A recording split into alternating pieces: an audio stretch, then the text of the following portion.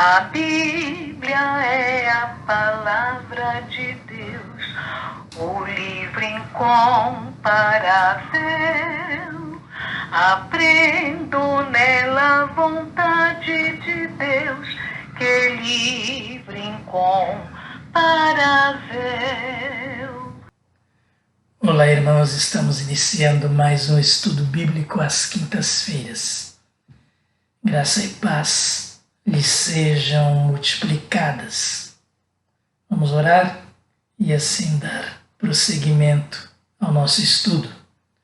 Obrigado, Senhor, por mais esta oportunidade que o Senhor nos dá de estudar a Tua Palavra. Orienta-nos, Senhor, neste estudo e que possamos aplicá-lo às nossas vidas. Em nome de Jesus, nós oramos. Amém. Na semana passada nós estudamos Efésios capítulo 4, dos versos 7 a 14, 7 a 13, na verdade. Hoje nós vamos dar continuidade a partir do verso 14. E naquele estudo dos versos 7 a 13, nós vimos que Cristo distribuiu dons espirituais à igreja para que cheguemos à maturidade cristã. Quando chegarmos à maturidade, teremos atingido a medida da plenitude de Cristo. Esse é o objetivo final do corpo de Cristo, trabalhar em unidade no exercício dos dons, o pleno conhecimento de Cristo. O assunto unidade da igreja, unidade do corpo de Cristo, unidade da fé, a igreja em unidade com o nosso Deus Trino. Este também é um assunto predominante em todo o capítulo 4 de Efésios. O objetivo final, então, do corpo de Cristo trabalhar em unidade no exercício dos dons é o pleno conhecimento de Cristo.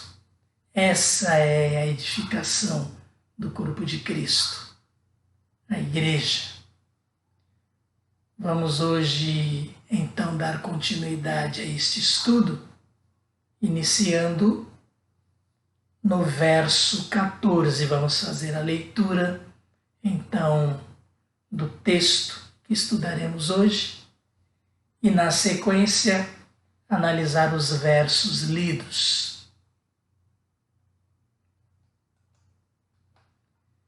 Efésios 4, começando no verso 14. Leiamos. O propósito é que não sejamos mais como crianças, levados de um lado para outro pelas ondas, nem jogados para cá e para lá por todo vento de doutrina e pela astúcia e esperteza de homens que induzem ao erro. Antes, seguindo a verdade em amor, cresçamos em tudo naquele que é a cabeça, Cristo.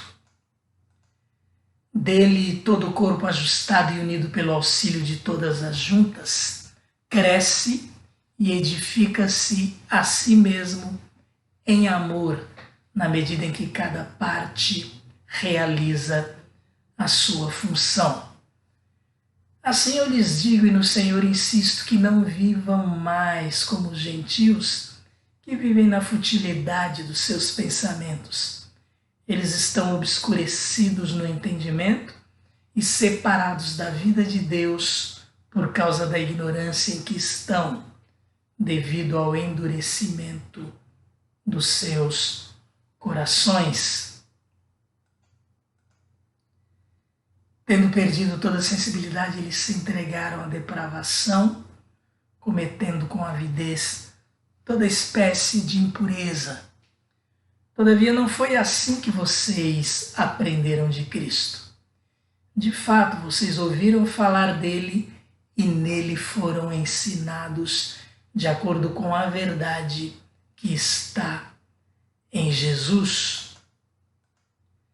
Quanto à antiga maneira de viver, vocês foram ensinados a despir-se do velho homem que se corrompe por desejos enganosos, a serem renovados no modo de pensar e a revestir-se do novo homem, criado para ser semelhante a Deus em justiça e em santidade provenientes da verdade. Portanto, cada um de vocês deve abandonar a mentira e falar a verdade ao seu próximo, pois todos somos membros de um mesmo corpo. O propósito é que não sejamos mais como crianças, levados de um lado para outro pelas ondas, nem jogados para cá e para lá, por todo o vento de doutrina e pela astúcia e esperteza de homens que induzem ao erro. O propósito. A criança é levada para onde o adulto quer. O barco sem direção fica ao sabor das ondas. Qualquer vento de doutrina engana o inconstante, sem conhecimento. E há enganadores, astutos e perversos, que induzem as pessoas ao erro para atender a seus próprios interesses. A igreja ajustada é madura e está fora do perigo de cair nesses enganos. É isto o que significa este verso 14 que nós lemos. Antes, seguindo a verdade em amor, cresçamos em tudo naquele que é a cabeça, Cristo. Ao invés, então, de ficarmos variando de um lado para outro, ao sabor do vento, ao sabor da tempestade, pessoas fracas, imaturas, que o apóstolo diz, antes, seguindo a verdade em amor, ou seja, seguir a verdade é antídoto contra o engano, seguir a verdade leva a Cristo, que é a verdade. Em João 14,6 nós lemos Jesus falando, eu sou o caminho, a verdade e a vida. Seguir a verdade é seguir Cristo. E o que vai acontecer? Seguindo a verdade em amor, cresçamos em tudo naquele que é a cabeça, Cristo. Seguindo a verdade em amor, modo sincero e amoroso de viver, transformados pelo caráter de Cristo. Caráter de Cristo, aquelas características que repetimos bastante, o fruto do Espírito Santo, desenvolvido em nós, formado em nós, para que sejamos a cada dia mais semelhantes à imagem de Cristo. Amor, alegria, paz, amabilidade, bondade, mansidão, paciência, domínio próprio, fidelidade, humildade, tolerância e outras virtudes do caráter de Cristo que o Espírito Santo desenvolve em nós aqui. Antes, ou seja, pelo contrário, seguindo a verdade em amor, cresçamos em tudo naquele que é a cabeça, Cristo. Em amor, é o que nós estamos comentando aqui, porque ele puxa as demais características de Jesus, desenvolvidas em nós, pela operação do Espírito Santo, que nos transforma. Então, andar em amor é o modo sincero, amoroso de viver, pela transformação do Espírito Santo nas nossas vidas. E assim nós crescemos em tudo naquele que é a cabeça, Cristo. Cresçamos em tudo. Nós somos aperfeiçoados em tudo, em todas as áreas de nossa vida. Começa aí pelo caráter, mas um caráter transformado muda a vida de uma pessoa em todos os sentidos.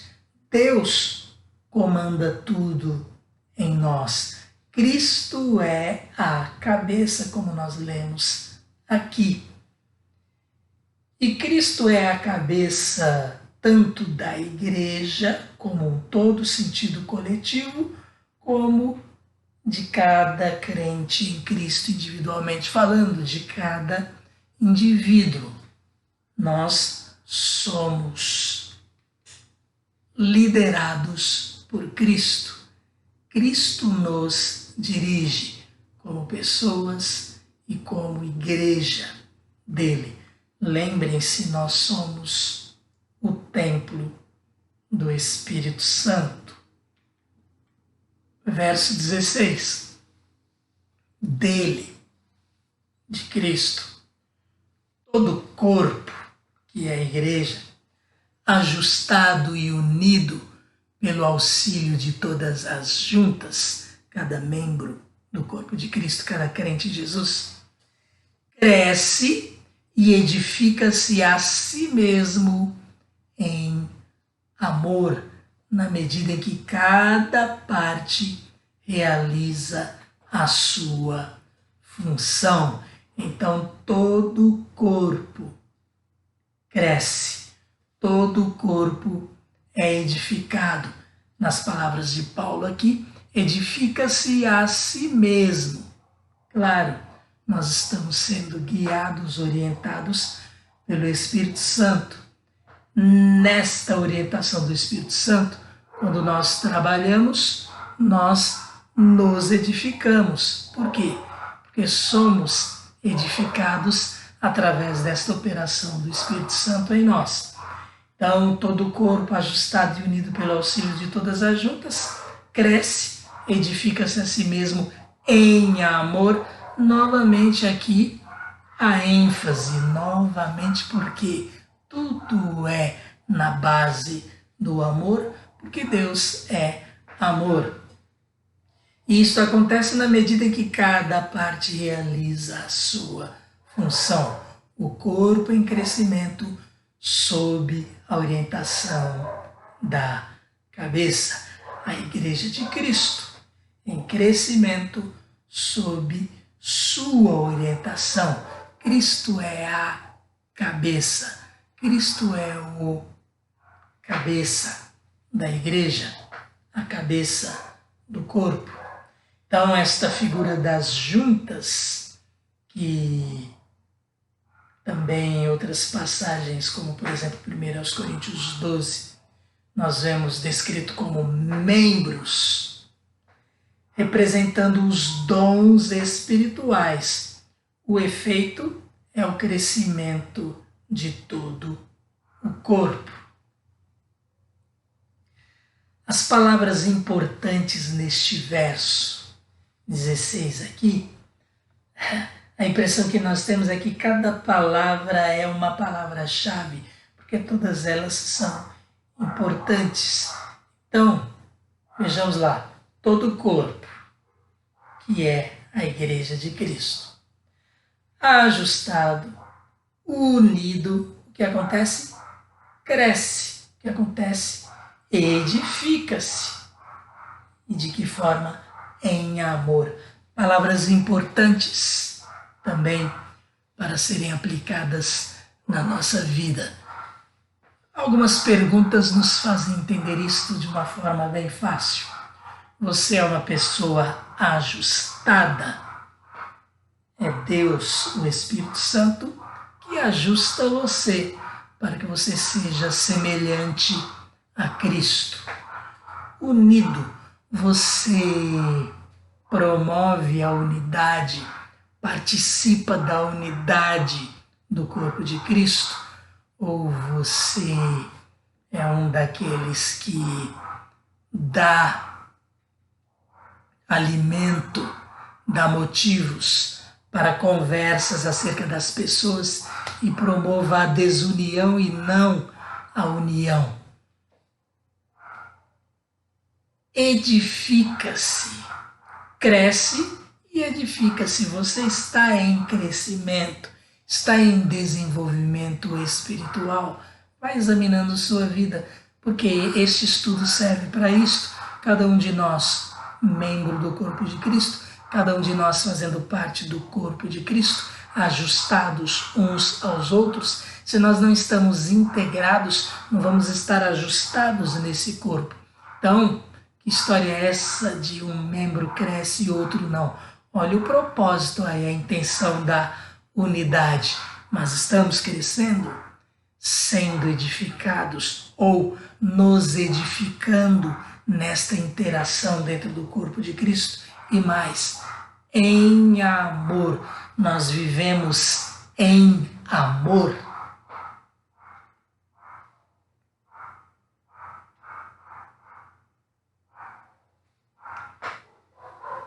E é a ênfase que nós damos aqui agora, em amor. Maturidade e unidade são impossíveis sem o amor. Cada parte realiza sua função, cada um tem o seu dom. Outra coisa aí, o amor também age aqui. Um membro não faz a parte do outro. Cada um de nós recebe capacitação para fazer aquilo que o Espírito Santo nos capacitou a fazer. Um não fica de olho no dom do outro. Um não inveja o dom do outro.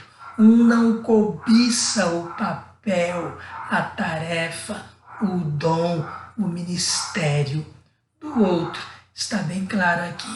Cada parte realiza a sua função.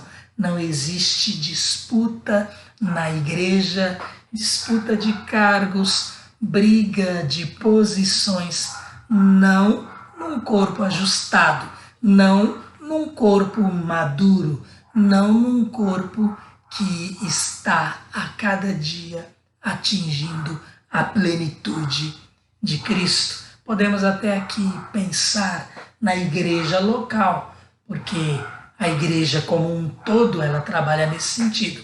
A igreja de Cristo em toda a face da terra. Agora, a igreja local neste ou naquele lugar, ela em si, esquecendo as demais igrejas, ela vive esse papel.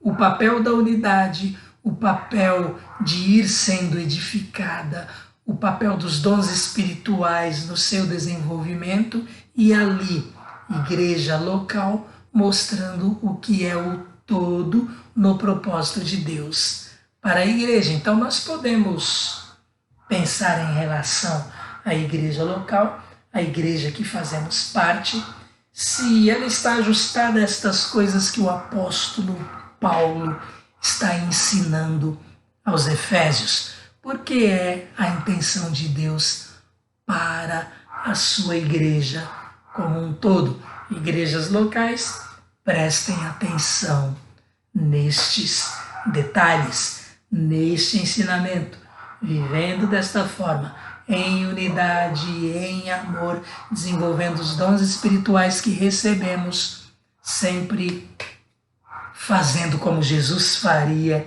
se estivesse no nosso lugar, ou seja, no caráter de Cristo. Verso 17.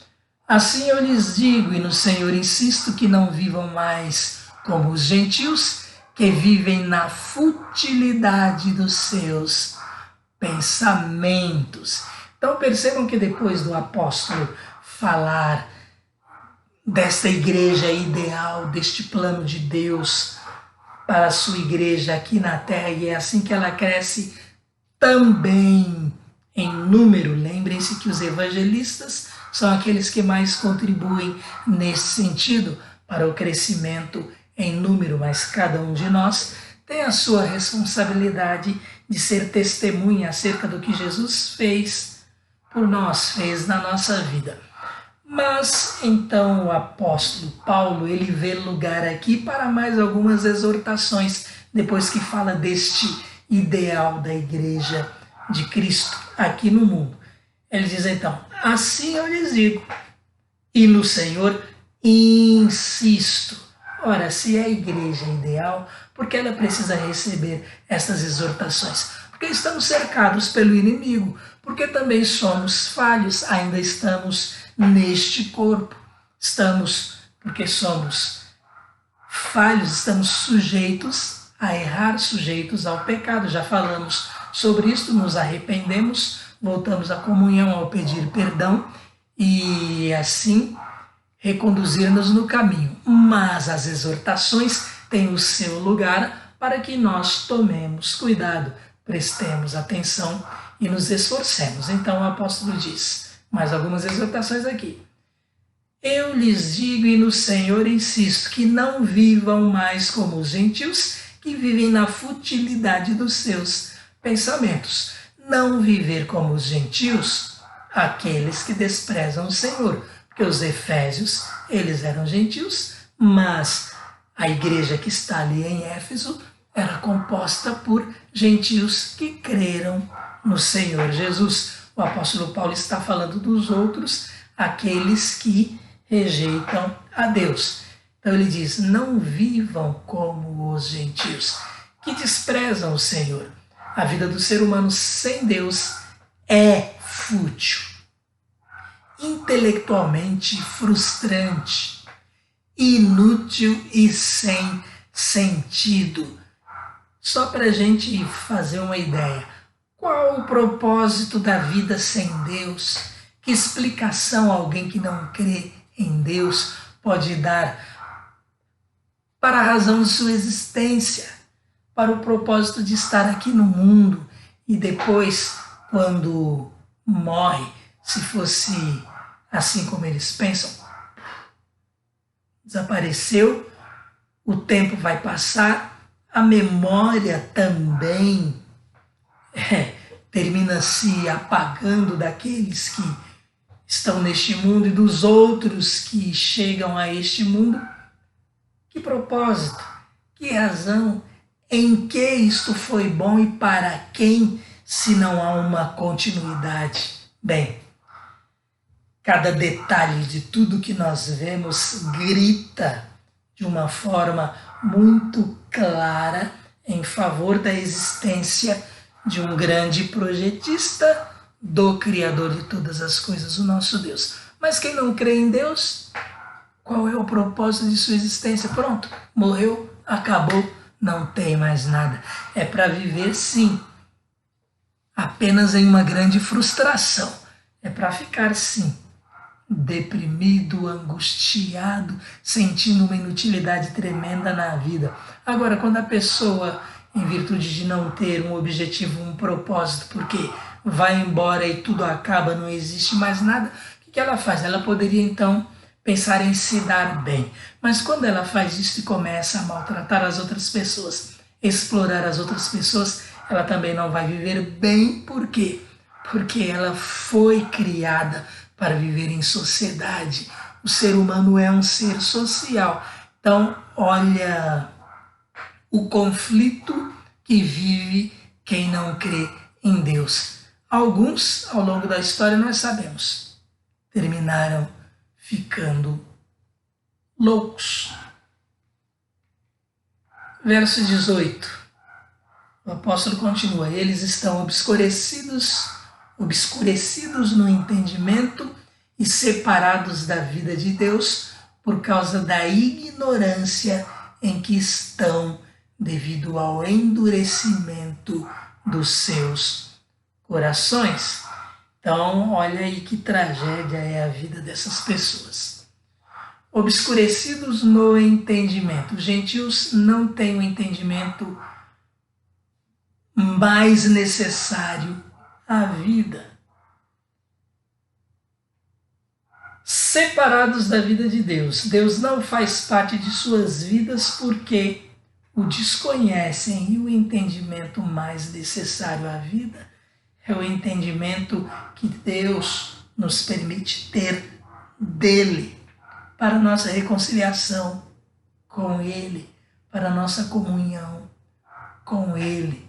A existência do ser humano é Deus, o objetivo é Deus. Nós fomos criados dele, por ele e para ele, assim como todas as coisas. Endurecimento dos seus corações por escolha própria desprezam Deus, consequentemente, falta-lhes receptividade moral.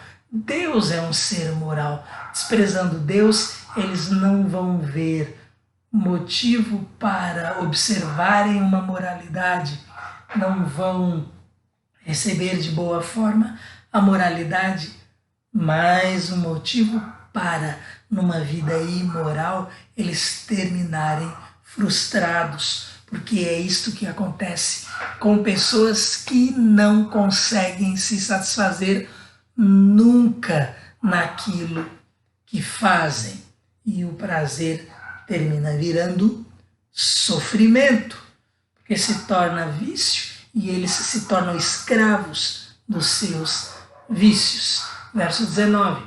Tendo perdido toda a sensibilidade, eles se entregaram à depravação, cometendo com avidez toda espécie de impureza. E isto vai assim num ritmo de crescimento. É aquilo que estamos falando. Cada vez mais a pessoa é dominada por estas práticas reprováveis, estas práticas que não os preenchem, estas práticas que abusam das outras pessoas, e eles terminam também abusando de si mesmos e se destruindo, tudo porque fogem ao propósito para o qual foram criados. E o propósito principal para o qual fomos criados é a glória de Deus. Então, neste verso 19, nós podemos até citar algumas outras referências bíblicas. Hebreus 3, versos 7 a 11 e verso 15, que é uma repetição do verso 11. Romanos 1, versos 24, 26 e 28. Isto apenas para citar alguns versos específicos. Há outros, mas aqui apenas para termos uma lembrança do que a Bíblia fala sobre isso. A pessoa endurece o seu coração e aí o que acontece? Ela termina se entregando a práticas que vão escravizá-la,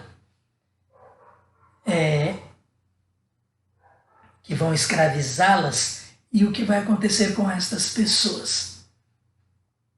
O próprio Deus termina entregando-as a esse seu estado lastimável, porque elas o rejeitam de forma completa, ou seja, vão ficar cada vez mais longe e tornando cada vez mais difícil uma reconciliação com Deus, porque elas tomaram essa iniciativa de endurecer o seu coração. Aqueles que endurecem seu coração e não ouvem a voz do Espírito agravam sua situação espiritual e Deus os entrega à sua própria vontade. Sua situação piora ainda mais. Vamos dar uma olhadinha nestes textos bíblicos. Hebreus 3, versos 7 a 11. Assim como diz o Espírito Santo, hoje, se vocês ouvirem a sua voz, não endureçam o coração como na rebelião durante o tempo da provação no deserto, onde os seus antepassados me tentaram, pondo-me à prova, apesar de, durante 40 anos, terem visto o que eu fiz. Por isso, fiquei irado contra aquela geração e disse: o seu coração está sempre se desviando e eles não reconheceram os meus caminhos. Assim jurei na minha ira, jamais entrarão no meu descanso. Outros 3 versos que nós temos, Romanos capítulo 1. Seria até interessante ler aquele capítulo inteiro que fala sobre o estado moral, estado de calamidade em que está o homem que despreza Deus. Mas esses 3 versos nos trazem então o que Deus termina fazendo com estas pessoas. O verso 24: por isso Deus os entregou à impureza sexual segundo os desejos pecaminosos do seu coração, para a degradação do seu corpo entre si. Porque Deus os entregou a isto? Porque eles próprios rejeitaram o Senhor. Está lá no texto. Verso 26. Por causa disso Deus os entregou a paixões vergonhosas. Até suas mulheres trocaram suas relações sexuais naturais por outras contrárias à natureza. Mais uma vez aqui, por causa disso, porque eles rejeitaram Deus, mesmo tendo toda a demonstração possível da existência de Deus na natureza, como está aí neste capítulo 1 de Romanos. Verso 28, além do mais, visto que desprezaram o conhecimento de Deus, olha aí, desprezaram o conhecimento de Deus, Deus, os entregou a uma disposição mental reprovável para praticarem o que não deviam. Temos uma boa ideia apenas lendo estes versos que nós citamos aqui. Há outros, mas estes são suficientes. O apóstolo Paulo está falando antes de unidade, de amor, de corpo ajustado, de herança eterna que temos em Cristo Jesus. Agora, ele fala: fiquem espertos, esforcem-se para viver de acordo com a vontade de Deus, porque esse é o estado lastimável daqueles que desprezam Deus. Por isto, mais uma vez aqui, apenas para dar ênfase, ele diz: assim eu lhes digo e no Senhor insisto que não vivam mais como os gentios. Viver como os gentios chega a, de repente, ao estado lastimável que nós estamos vendo aqui nos versos descritos na sequência. Verso 20. Todavia, não foi assim que vocês aprenderam de Cristo. Não foi da forma como nós acabamos de descrever até aqui. Esta forma pecaminosa, lastimável, em que anda a humanidade e defendendo essas coisas, chamando de retrógrados aqueles que pensam diferente. Eles estão cada vez se afundando mais e nós é que estamos errados no pensamento deles. Mas o apóstolo continua então: todavia não foi assim que vocês aprenderam de Cristo. Os efésios são gentios, mas creram em Cristo. Nós também não somos judeus, também estamos aqui aprendendo como viver de acordo com a vontade de Deus, e o objetivo, o resultado disto tudo, nós temos também expresso aqui na Bíblia, na Palavra de Deus, é alegria, é comunhão, é unidade, é esperança viva de estarmos um dia na eternidade com o Pai. Verso 21. De fato, vocês ouviram falar dele e nele foram ensinados. Ouviram falar de Cristo e em Cristo foram ensinados de acordo com a verdade que está em Jesus. Interessante, no verso 20, o apóstolo fala: não foi assim que vocês aprenderam de Cristo. No verso 21, se referindo a Cristo, ele fala: de fato, vocês ouviram falar dele e nele foram ensinados, de acordo com a verdade que está em Jesus. Ele não disse aqui de acordo com a verdade que está nele, mas ele falou Jesus. Interessante, não falou Cristo, falou Jesus. E aqui não é nenhuma regra ortográfica, nenhuma regra literária, nem para deixar texto mais bonito, não. É porque muito possivelmente o apóstolo queria nos lembrar que Jesus, o nome dado ao Filho de Deus aqui neste mundo andando entre nós, muito possivelmente ele quis nos lembrar isto.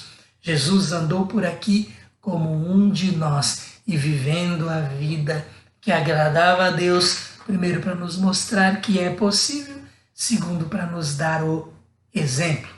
A verdade está em Jesus, o homem Jesus, aquele que andou pelos nossos caminhos e tem autoridade também para falar, porque experimentou as dificuldades que nós experimentamos. Jesus, em forma de homem, Jesus, o Deus Filho, o Deus Homem.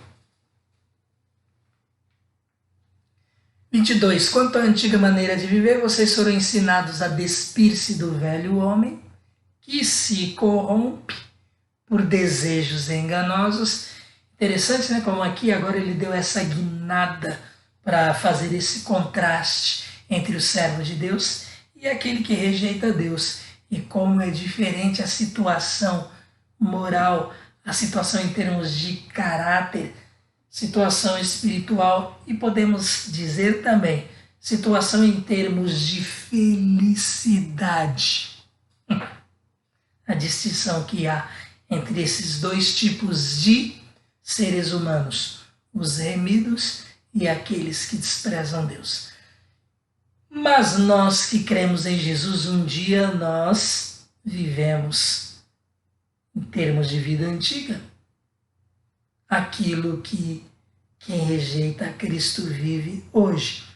Então o apóstolo fala, quanto à antiga maneira de viver, vocês foram ensinados a despir-se do velho homem, que se corrompe por desejos enganosos. Estamos vendo aqui, estamos citando alguns exemplos aqui.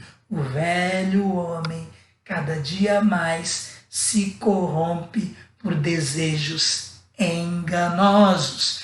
E aqui entra também a questão da corrupção, a questão da desonestidade, a questão de um enganar o outro, a questão de um querer explorar o outro, um querer ser melhor do que o outro. É tanta coisa ruim que vamos até parar de falar, né? Bem, foram ensinados a deixar a vida antiga sem Deus, como quem tira a própria roupa e joga fora para vestir uma nova roupa.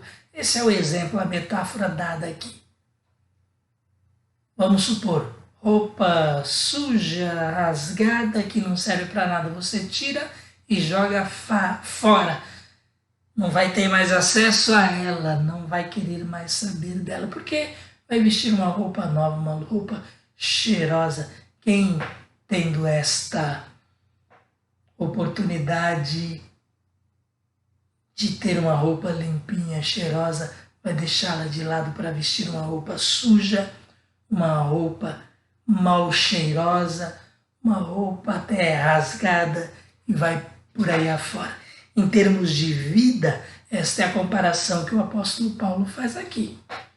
Nós, porque os efésios foram ensinados dessa forma e aqui nós também aprendemos. Então, nós também estamos sendo ensinados a deixar a vida antiga sem Deus, como quem tira a própria roupa e joga fora para vestir uma nova roupa. Os desejos enganosos resultavam em um estilo de vida imoral, violenta, amargurada, invejosa, deprimida, insatisfeita, vazia, depravada e vai por aí afora. Os desejos enganosos resultavam nisto. O Evangelho, ele transforma e dá significado às nossas vidas.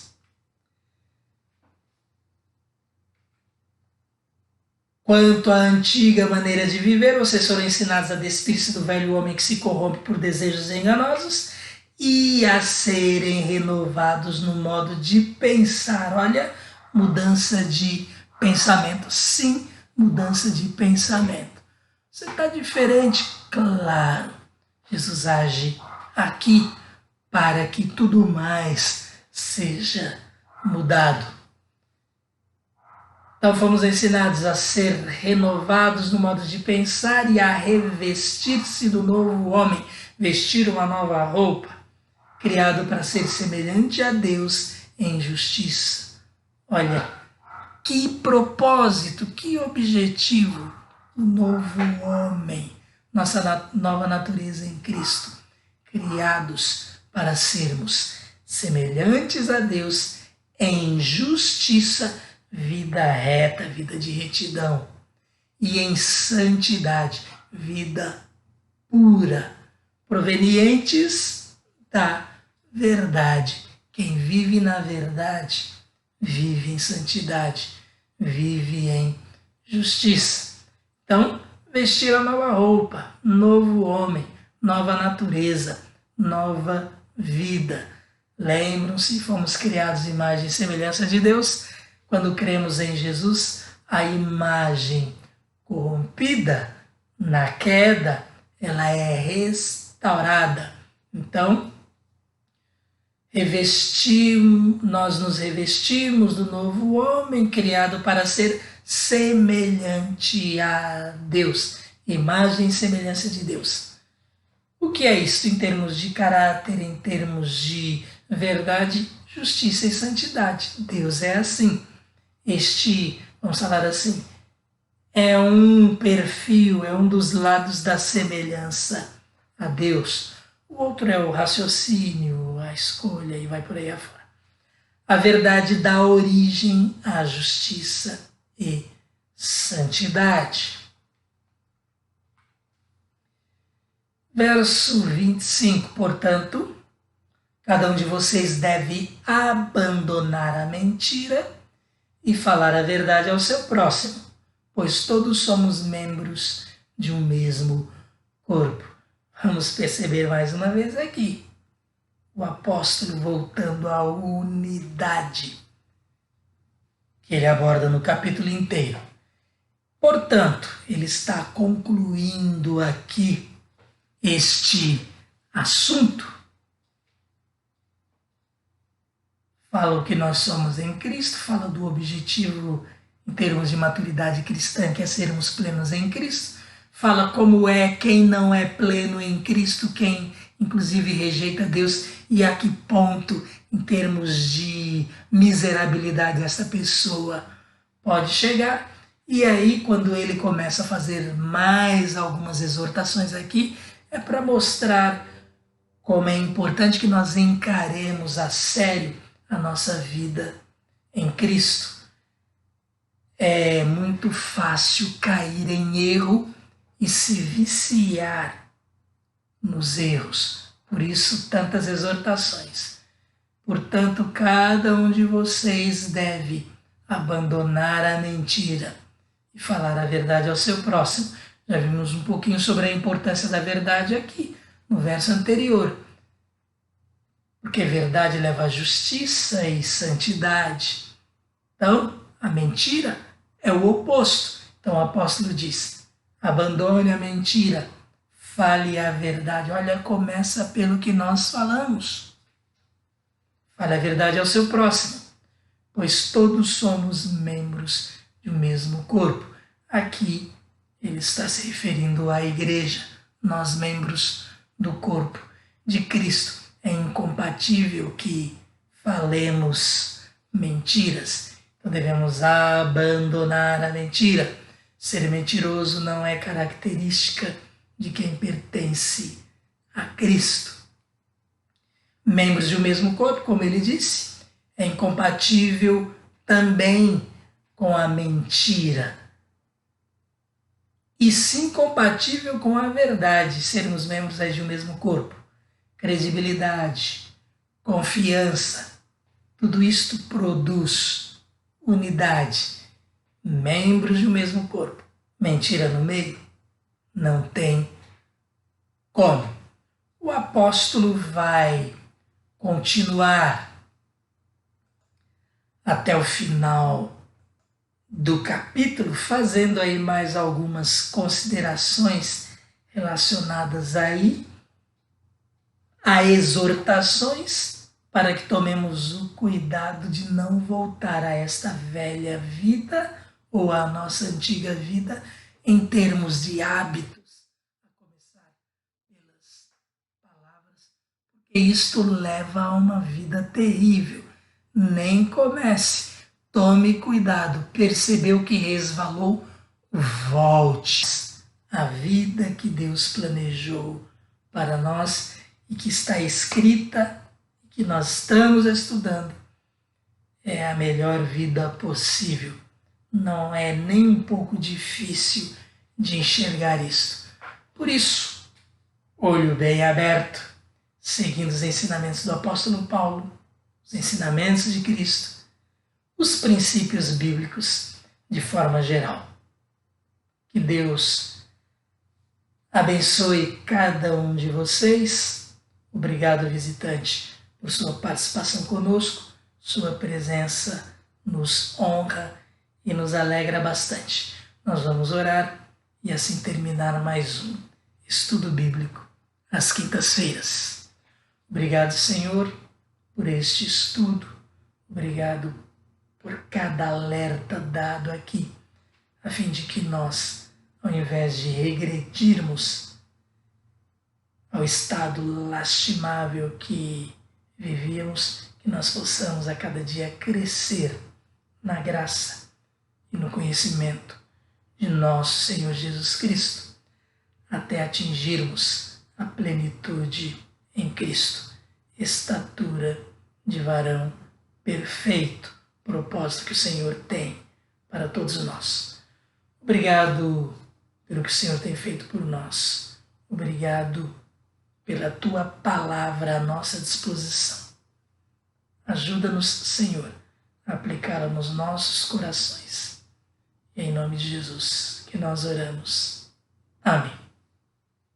Eu leio a Bíblia, a palavra de Deus, o livro incomparável. Eu amo a Bíblia, a palavra de Deus, que livro incomparável.